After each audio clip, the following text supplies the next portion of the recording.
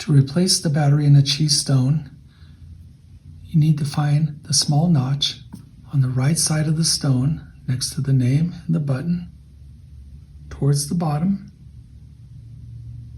and use your fingernail and pull back, exposing the battery with the plus side up and the negative side down. All you need to do is put your finger behind the battery and gently push up and remove. Then get your new battery and put it in the same way that you took it out, with the negative side down and the positive side up.